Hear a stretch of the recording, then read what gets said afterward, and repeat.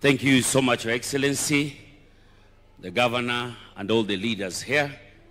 Mimi nimefurahi kukuja hapa CCA, Church of Christ in Africa.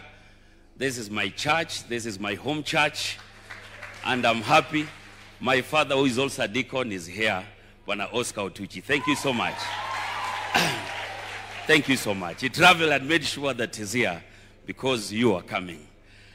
Secondly, Mheshimiwa Rais, tunashukuru sana kama Nairobi kwa hii kazi mtani yenye uliannounce ukiwa Homa Bay. Vijana watakuwa kazi. Na pia Climate Works, pia wengine wako kazi huko. Lakini kuna economic empowerment ambayo imekuwa ikizunguka nchi mzima.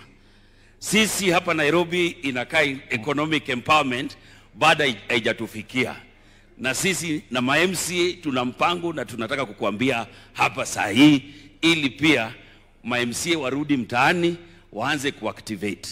Sisi tukingana na wabunge hapa, unaweza tuambia tuandikishe women group 20, youth groups 20 na wazee pia groups zao 20. Unajua most of the time when we empower our youth and our women huwa tunasahau wazee. So tukue na 60 registered groups from every constituency. Na tukae na ma-MC wetu tujue ni groups gani wanakuja. On that one tutakuwa 60 times 17 ni around 1040 groups.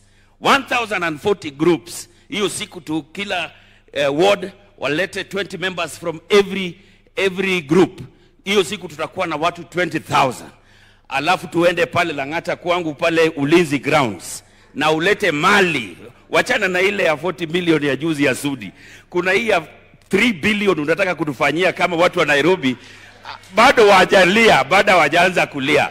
So hiyo ndio mpango tunataka tupange, na najua by next week utanipigia, tutakuja na ma-MCA na wabunge tukae chini, kwa sababu wataenda waandikishe hii group inataka nini, hii group ingine au wanataka car wash, au wengine wanataka posho mill, au wengine wanataka matanks, na tukuje tuziweke kwa kiwanja Nyayo Stadium wakiwa watu 20,000 na MCA wao na wabunge wao, na wewe ukuje kama chief guest, na sasa vijana wapate mali vile inafaa, turudi kwa ground. Hatuna mambo mengine, na hii najua ni next week tutakuja na wao. Asante sana, Bwana asifiwe sana.